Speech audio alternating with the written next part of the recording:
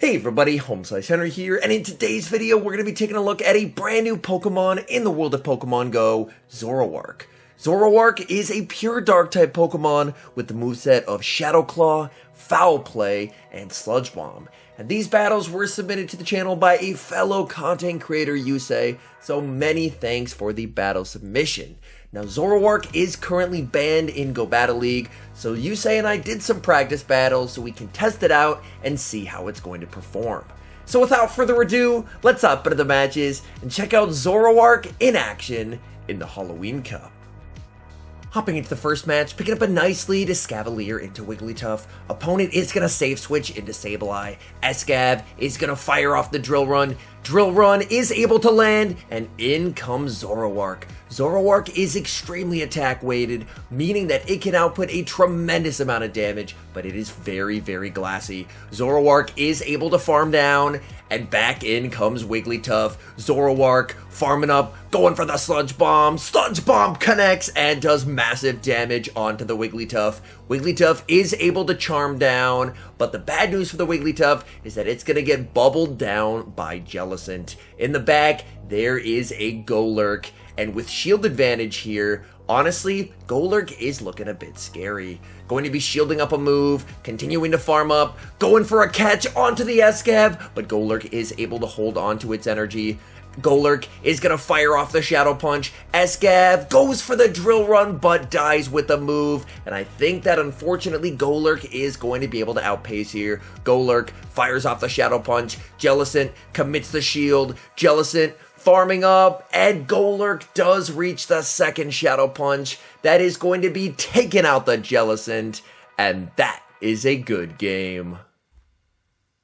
Hopping into the next match, picking up an absolute nightmare lead, Trash Wormadam into Alolan Marowak. Has two better responses in the back, so we'll need to immediately save switch into Zoroark. The Marowak is staying in here. The Marowak is able to deal some pretty significant damage with Fire Spin, but the Marowak is taking quite a lot of damage in return. Marowak staying in here, and they're going to be firing off the Bone Club. Zoroark does commit the shield. Opponent is going to bring in Shadow Scizor and look for the farm down. Zoroark able to reach the Foul Play. Foul Play one-shots the Shadow Scizor, and Zoroark is able to take switch advantage. In the back, there is a Trash Wormadam, and now with switch advantage, this game is looking significantly better. Because now, you have the Azu lined up against that Alolan Marowak, which is exactly where you need it to be.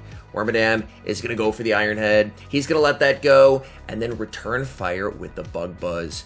Bug Buzz is going to do some pretty significant damage when it lands. Continuing to farm up, back in comes the Marowak. Marowak did bank a Bone Club earlier, and they're going to fire off the Bone Club. Bone Club, not going to be lethal. In comes the Azumarill, and Azumarill is looking for the farm down. Marowak only able to reach another Bone Club. Azumarill tanks that, no problem. Opponent is going to bring back in the Wormadam. Azu going straight for the Hydro Pump. At this point, opponent's only win con is to try and call a bait.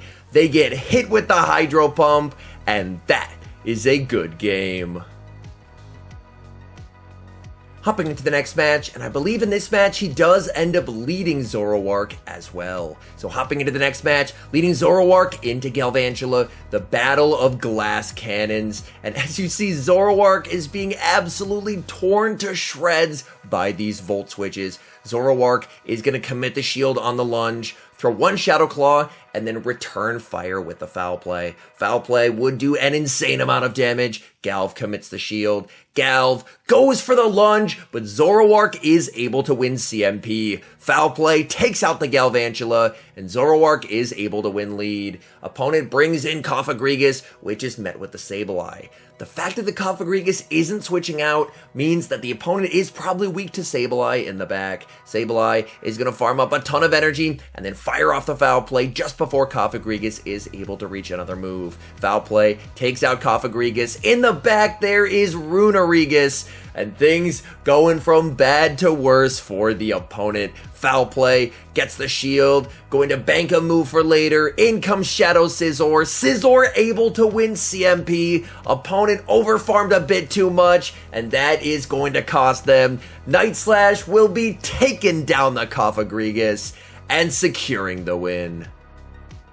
Hopping into the next match, leading Dragalge into Pawniard. This is a negative lead, but unfortunately, since Zoroark is in the back, you kind of have to stay in here. Dragalge does tank any one move from Pawniard. Pawniard is just going to go for the Night Slash, and thankfully they do not get the boost. Dragalge is going to return fire with the Aqua Tail. Aqua Tail does quite a lot of damage to Pawniard. Pawniard is going to fire off a move just before Dragalge gets to the Aqua Tail. Pawniard full sends the Iron Head, and that is able to KO. In comes the Azu. Azu going for the farm down. Pawniard reaches the last second move. Were they able to get to another Iron Head? Yes, they were. Azu does leave with quite a lot of energy though, which can be extremely useful. Opponent is going to bring in Frostlass, so they are clearly pretty weak to Azu in the back. Azu going straight for the Hydro Pump. Hydro Pump lands. In comes Zoroark. Frostlass is going to fire off the Avalanche, and an immediate shield from Zoroark. In the back, the opponent has Sableye, so Zoroark does have the type advantage here. Zoroark is going to start firing off these foul plays. First foul play, gets the shield.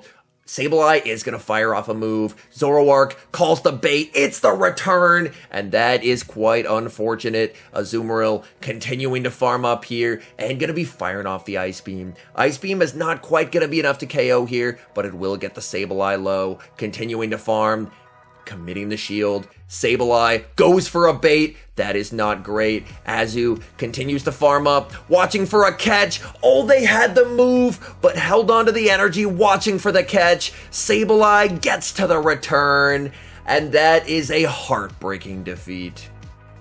And at this point, you may be wondering to yourself, Henry, how do I get Zoroark, and also, why is it currently banned from Go Battle League? Well, let me explain.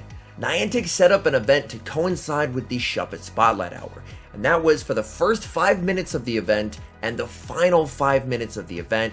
If you had a buddy equipped at the time, then instead of Shuppet spawns, you would get spawns of the same Pokemon as your buddy.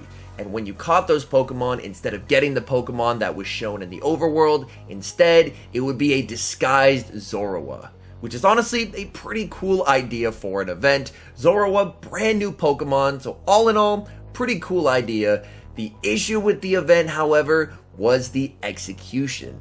So the first few hours of the event went off without a hitch. The Pacific Islands as well as New Zealand, they were able to get their Zorua. However, there started being errors with the event, and that was some people were catching Pokemon and actually getting the buddy Pokemon instead of getting Zorua. Some of the Zoruas had incorrect movesets, so there started unfortunately to be a lot of errors with the event, and Niantic, seeing this, actually decided to remove the Zorua part of the event for the rest of the world until a later time. So hopefully the rest of the world should be able to get Zorua and Zoroark in the future, but for now, unfortunately, only New Zealand and the Pacific Islands in earlier time zones ahead of it are the ones who currently have access to this Pokemon.